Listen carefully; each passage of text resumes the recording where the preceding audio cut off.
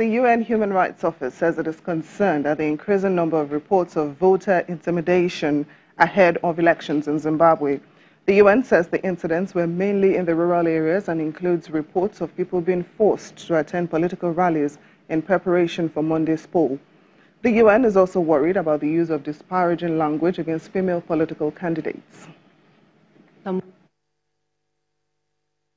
We remain concerned, however, at the increasing number of reports, particularly in some rural areas, of voter intimidation, threats of violence, harassment and coercion, including people being forced to attend political rallies. There has also been the worrying use of disparaging language against female political candidates. We call on the authorities and political parties and their supporters to ensure that the elections are not marred by such acts, so that all Zimbabweans can participate free from fear in a credible election process. Let's get more on the story from a Zimbabwean journalist, Nigel Yamutumbu. Thanks for joining us on the program. That's my pleasure. Now, the UN says it is worried about reports of voter intimidation in Zimbabwe ahead of next Monday's election. How true is this report, Nigel?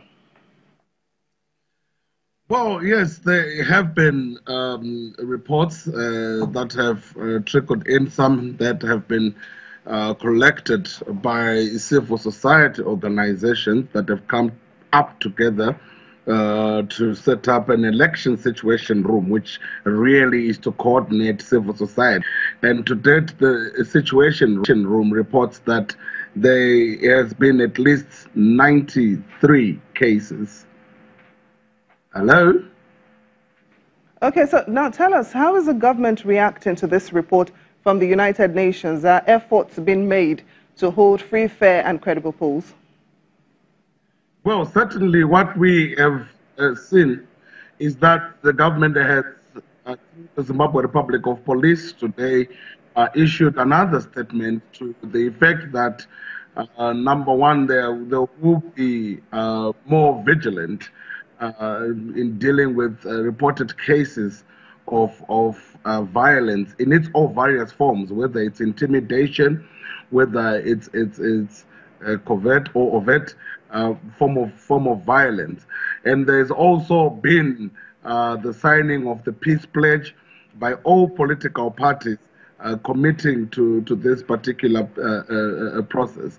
However, indeed, certainly more needs to be done, particularly compliance with the High Court ruling that the traditional chiefs must be non-partisan and must indeed come out to withdraw and refute the statement that they made that they would be supporting the ruling party. They are of influence, and that could be one form of intimidation.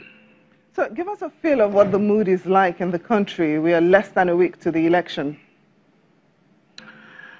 Well, there is obviously few days to the election, and the atmosphere will definitely rise in terms of everything: excitement, anxiety, a bit of fear, and with the reports that there's a stalemate between the opposition and the election management body, and the defiance by the ruling party to really get to wield to the demands that the opposition are putting forward. That, in a way, really puts an indifferent picture of whether really we are going to have an acceptable election, that all parties will accept the result.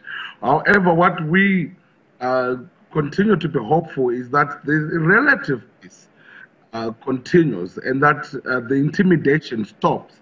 It's good that the United Nations has come out strongly against this, and it is good that even the elders, led by former UN Secretary General Kofi Annan, and all the other players are really the church and so forth, making an effort that the peace is sustained.